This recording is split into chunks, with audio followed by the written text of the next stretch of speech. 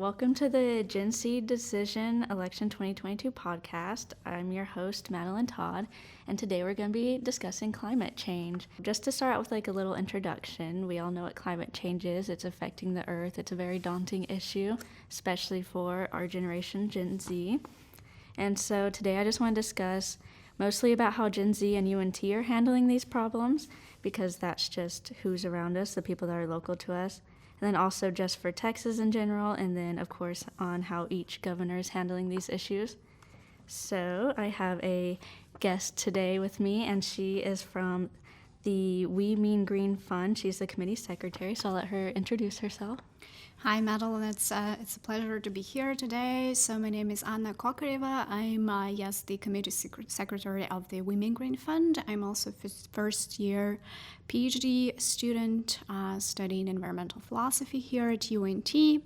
And maybe I can give a quick overview of the Women Green Fund just to explain to the listeners what it's all about.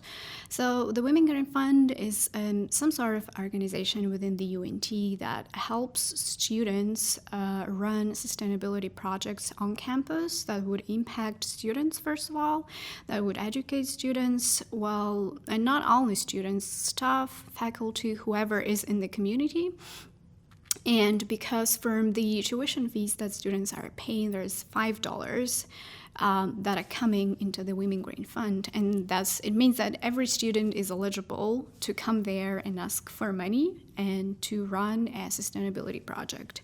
So we support a diversity of ideas, so we just welcome whoever has any interest or understanding in terms of how we can tackle the climate change, specifically here, and we support, we advocate, and kind of showing students that their actions actually matter here. All right, so that is an awesome thing at UNT that they offer that I think a lot of people should get involved with, because it can make a huge impact for our community. Definitely. All right, so this podcast is going to largely focus on the upcoming governor election in Texas. So I wanted to start out with going over some of the things that are more pertaining towards Texas. And so Texas has already been experiencing droughts for years, and so climate change will just make those worse and more frequent, which not only just puts us at more risk for wildfires, but we also have to think about agriculture and cattle, because those are big parts of the Texas economy. And then, so according to sources from the Texas Tribune, this is a direct quote, "The state will need to upgrade its infrastructure, including the power grid, to withstand extreme weather while cutting back on carbon emissions to help slow climate change." And so that is a big deal, and I mean, we've seen the power grid fail over the past couple of years, and I think that is an issue that is largely up to the governors to fix, whoever gets elected.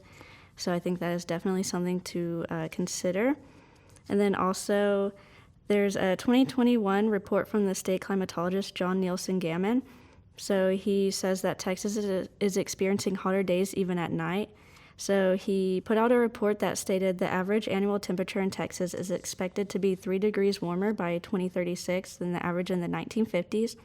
And then also the number of 100-degree days is expected to nearly double compared with the 2000s to 2018, especially in urban areas. So surrounding us like Dallas and stuff, those are urban areas. And so we're already expecting this extreme hot weather, and it's about to be October, and we're almost reaching 100 some of these days. So I think that is something that is a little bit scary for people to think about. Do you have anything you want to add to that? I absolutely agree with you, but I guess I see the problem in a sense that for some people it might be difficult to actually make a connection to the changing climate, because also from a technical perspective, if you look into environmental sciences, that's not what we are doing here, but still, climate and weather are two different things, so we do not have to confuse them specifically. And so whenever we see all this data that is predicting, we will be having longer heat waves, and even at night, and this is what we are experiencing, literally every day. But on the kind of on the opposite side, like winters can get also more harsh, so there will be drastic changes in temperature. So it's not just, experiencing hotter weather as it is, but also seeing a more natural disasters, which are not already even natural. They are all man-induced, right? This is how we see them. And I guess sometimes throwing also like data at people is not super effective. It's like, it just doesn't stick to you. Yeah. That's why we need to kind of create a bigger picture story, and that's why I think also a podcast is a super cool idea to do. Yeah, to spread awareness of the issue. Yeah. Because I definitely think that a lot of people just aren't really seeing just how bad it is. We do go outside and we're like, it is hot, but I mean, we're used to Texas heat. Exactly. Like, it's hot every day. Yeah, that's just in general in Texas. I did want to bring up some of the policies in Texas, just like a general overview. So, because Texas has obviously a lot of big cities, and I think it is important for the cities to also make a push, make an effort. And so Dallas, San Antonio, Houston, Austin, they've all put out these climate action plans, basically. They all want to be carbon neutral by 2050. So, but I've seen a lot of that all over, really, the United States, the world, wanting to be carbon neutral. And 2050 seems to be a pretty common date for that. So do you think that that's something that is achievable? Well, I can certainly say that when politicians or managers, they say 2050, it's because, well, that kind of aligns with international policies overall. And it's something like you can imagine yourself still living in 2050, right? But again, their political circles are way shorter. So for them to claim, well, we will be carbon neutral by 2050, but you will probably won't even be here in charge of all your policies. So again, it's a little bit bigger issue when you need, kind of look at some sort of essential aspects of our life, like culture, Mm-hmm. And certainly maybe some cities are doing better job in reaching carbon neutrality, but again, it will take time for people to also understand how we're going to do that, and without, for example, changing our daily habits, how we will reach that.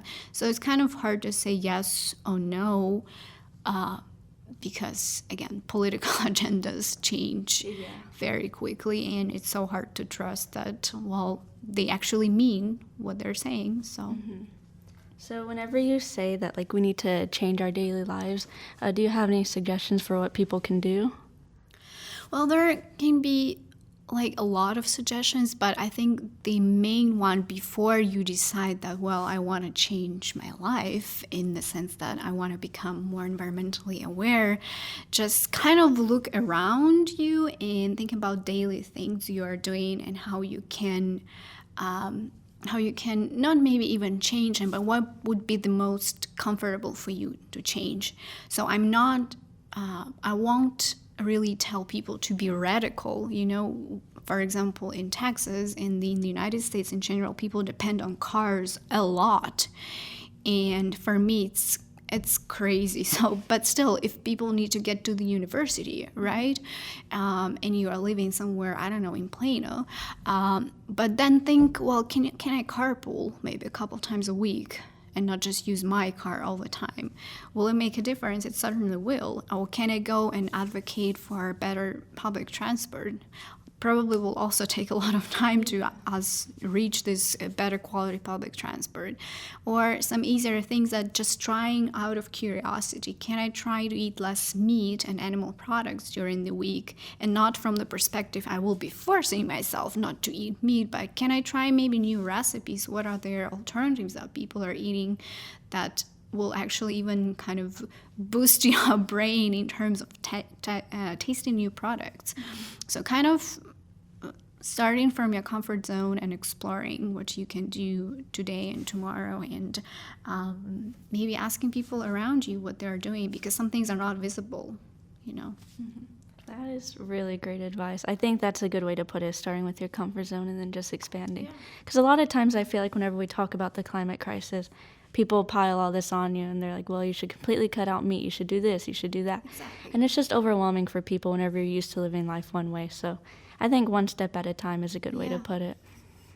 And then, so we have talked a bit about climate change now, and so I do want to know your opinion on how, like, who's affected by this the most? Like, do you think it's Gen Z, or, of course, like, I mean, there's a lot of people on this earth, and sometimes I feel like older people may kind of push it to the side because they know it's not their problem for as long. So do you think Gen Zs are the people that are, like, dealing with it the most? Yeah, the straightforward answer would be yes, just because they're the younger generation, they will be entering the workforce, they want to build their families or do whatnot, like travel and things like that.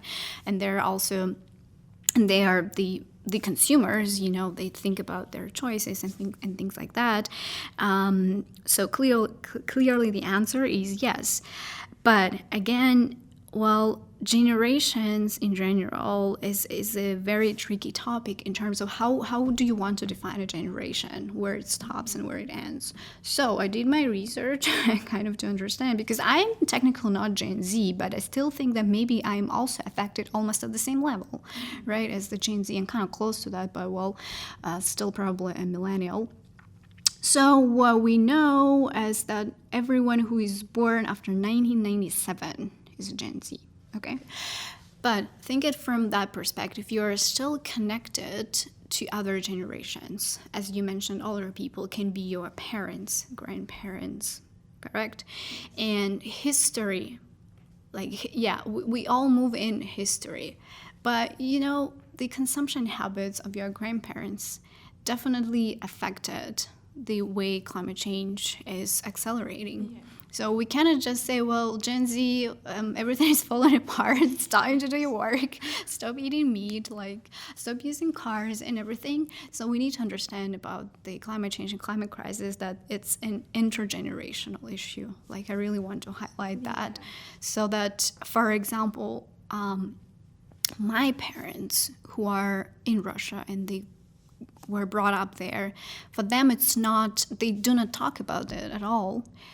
So I see, for example, my mission is to at least talk to them about that and help them see how their habits are also detrimental for me and maybe for future generations, their grandkids.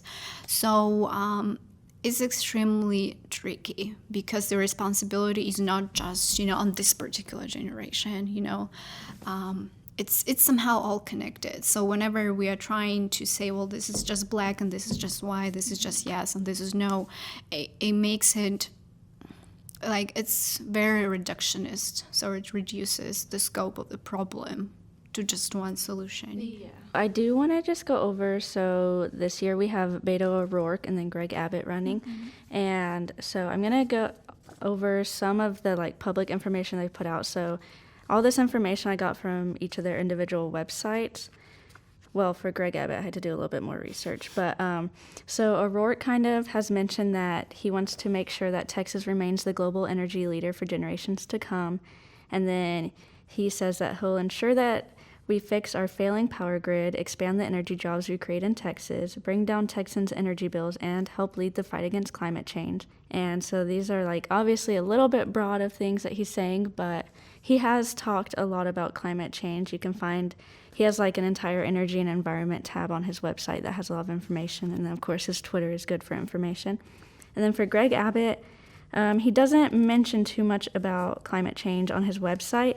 So the most I got was that back in 2019, there was articles from basically scientists saying that they wanted him to do more about the building codes and electric vehicles and just kind of progressing Texas, and kind of just ignored it. And then the same with in response to Hurricane Harvey, he didn't want to comment on whether or not that was the result of climate change.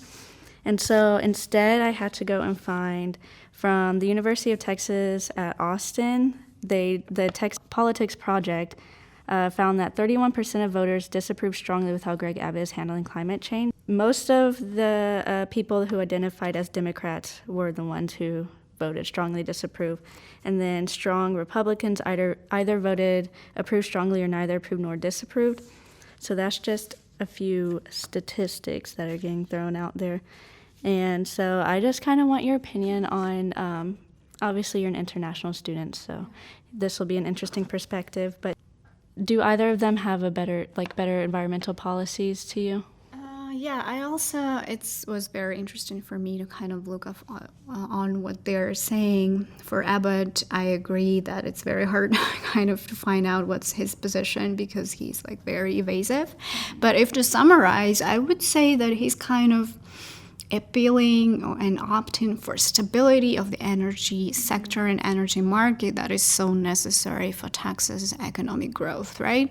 And this is a very sort of conventional perspective to the economics in general, that we always need to grow, economics need to grow. And since oil and gas and all these refineries and everything that comes with it is at the core of Texas economy, of course, well, why should we, sort of ditch it? No. And if I look at Beto, right? He's, of course, more invested into that as a Democrat. I can also kind of criticize him a little bit, but just not for the sake of criticizing, but how he's approach and policy can be improved, because he's saying pretty interesting things. And the most important that I actually very much didn't expect to see and I really liked, and that was one of the videos, one of the short interviews he was doing, where he said that the first world, or so-called the first world, or affluent countries in Europe and the United States, Canada, Australia is also there.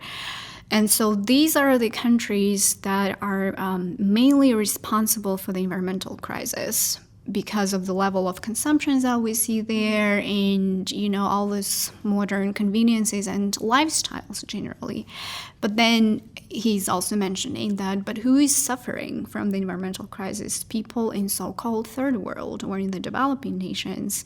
Look at the recent flooding in Pakistan. And who's talking about that in the US? Well, I guess nobody, because Pakistan is somewhere far and how people live there, nobody essentially cares. So I really appreciate his point on that. But again, it will come to the actual activities and actions that will be implemented if he's becoming a governor, how he would kind of implement this vision and translate this vision to people, because it's pretty painful to realize that you might be responsible for the suffering of people in another corner of the world. So if I had to vote, for me it's kind of obvious, but again, even for Abbott, not sort of mentioning this at all and just being a little bit economically aggressive, I would say, as if, oil and gas, that's the only thing that holds Texas together. I just don't understand that. Yeah. All right, and then just one last thing is I want to know if, from your perspective, do you think that there's a clear winner for Gen Z in general, like in terms of the governor? Well, again, it's hard to say for all people, for all Gen Z, and probably you need to look at more research on what choices people make. But certainly I think we see, or I at least can see, that people are concerned about what's going to happen in not even in 5 years, next year. What's the heat wave is going to be next year, or how the power grid will behave even this winter, like nobody knows, right? So and I think for me, again, the obvious choice would be Beto. Just, again, how he approaches the topic and frames it. It's still way, way better because it has a potential of kind of explaining people where we are without, still kind of making people anxious. So I know a lot of young people are very much anxious about what's happening, and there are no clear tools on how to make those younger people feel a bit more confident that their actions matter. So voting is a very clear action for people to show, I really want to see more of that. And I, as a person that's coming from a not democratic country, I really appreciate that you guys have this choice, and just be reasonable and learn to read. that might be the problem, that people just don't read, Yeah. they don't have the skill of like looking at information. So again, podcast is a great idea, or any other alternative ways that can speak to people. Just read and think a little bit. So thank you, Anna, for joining me. And I think everyone from UNT who's listening should go check out We Mean Green Yeah, Fund, because that is absolutely. an awesome thing that's there for UNT students I'm sure a lot didn't even know about. So Yeah.